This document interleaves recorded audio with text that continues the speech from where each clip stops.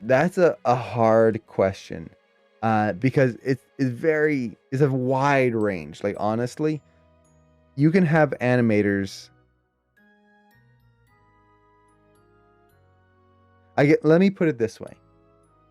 The key to a great animator and a great animation is something that grabs the audience's attention and makes them feel something.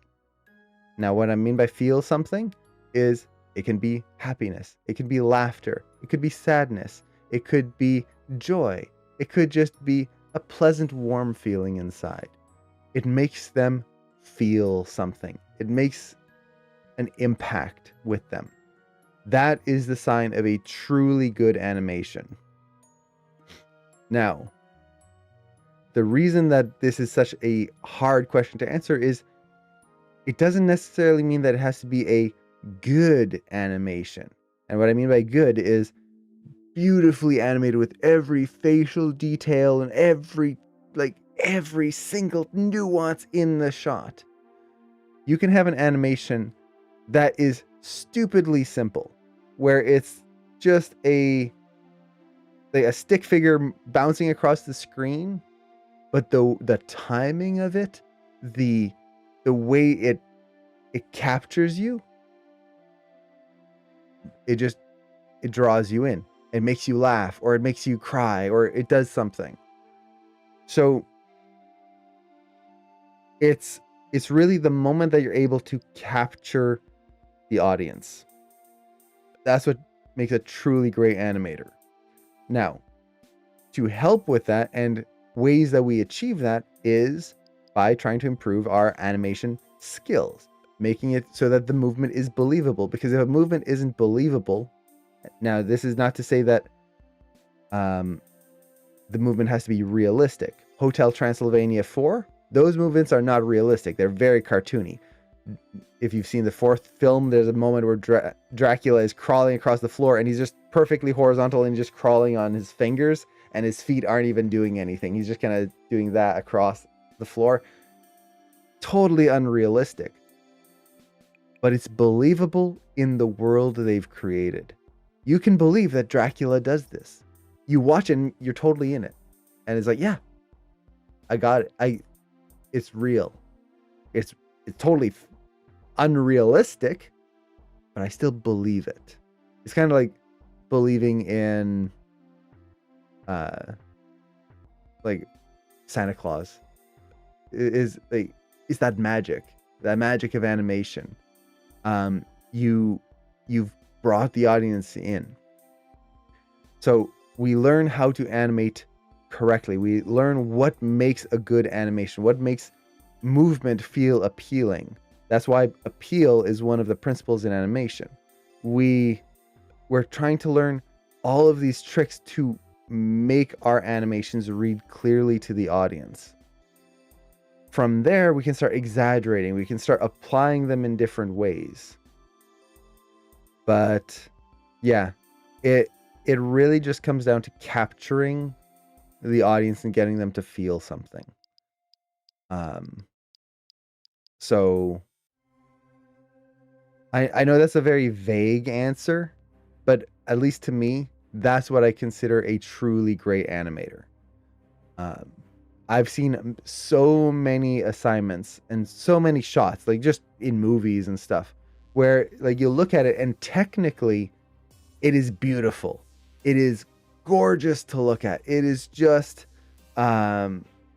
this amazing visual image.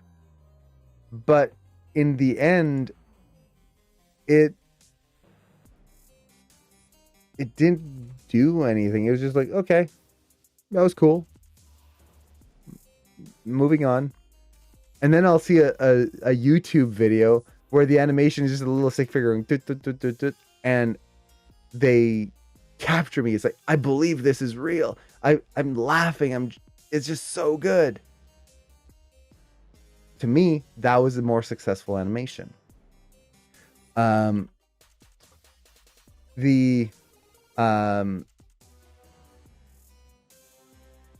same thing goes for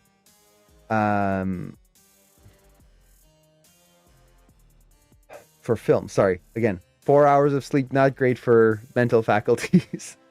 um, so films, you will see certain films where, like, think of a huge big budget film where there's amazing VFX, there's explosions, everything is amazing, big name actors, it's just got everything. But when you finish watching it, it was like, okay, that entertained me for 2 hours. Okay.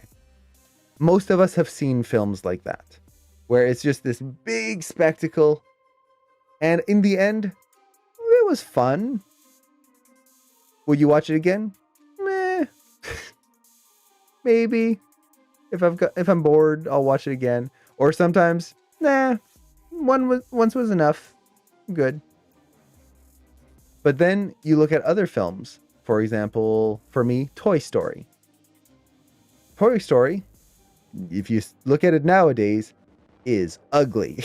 The first Toy Story, the lighting is bad, the characters look weird, the animation quality, most animation mentor students can animate better than what was in the first Toy Story, because the rigs were so rudimentary. They were animating the feet in FK, which means that every step had to be counter animated so that the feet stay in place.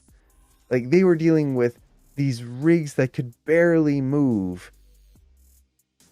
And it's very stiff. It's very clunky. If you remember Sid, he looks so weird in the first Toy Story. Visually, it's not the greatest. Animation-wise, it's not the greatest, especially compared to what is available nowadays. It is still a great film, though, because it makes you feel something. It makes you love these characters. It draws out a feeling in you. Yeah, exactly. There's a soul to that film versus some films where it's just like, yeah, it was beautiful to look at. Everything technically is gorgeous. But it was okay. An example of this, what's his name? I don't have my there's an animation channel that I was recommended recently. What are they called? I can't remember the name of it. They essentially animate just a little stick figure. It's not the odd. Is it the Odd Ones Out? No.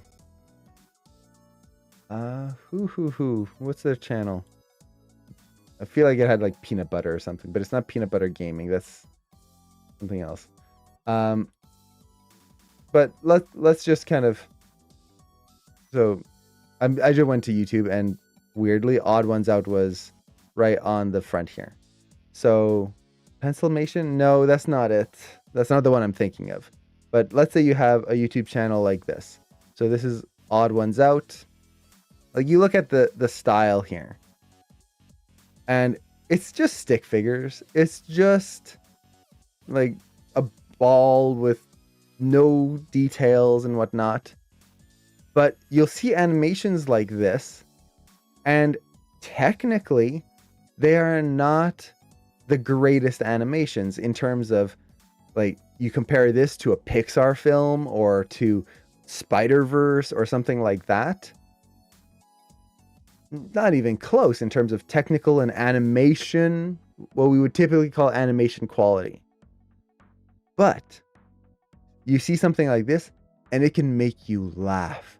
It can make you just bust a gut how their timing and their presentation, it was magical. Things like that I would consider that a great animation, because it succeeded in what its goal was, to make the audience feel something. So, yeah, in terms of what makes a great animation, I know it was a long tangent to get there, is making the audience believe something and feel something. And when you're learning animation, all the things, all the principles are helping us to get there. But it doesn't necessarily mean that it has to be a realistic, everything moves in a very realistic way. We can break those rules. Once we understand them, we can start breaking them and reapplying them in different ways. That's what the rules are there for. So, yeah, I hope that answers the question. And I know it was kind of vague, but